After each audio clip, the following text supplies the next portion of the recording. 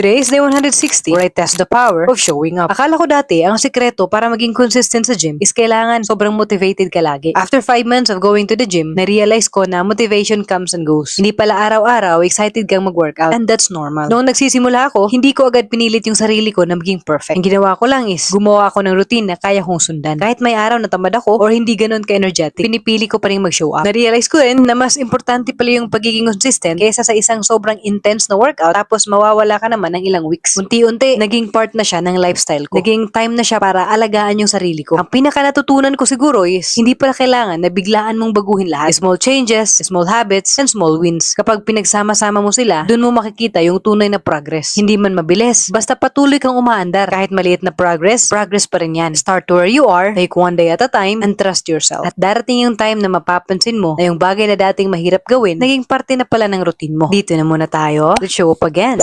tomorrow. Yeah.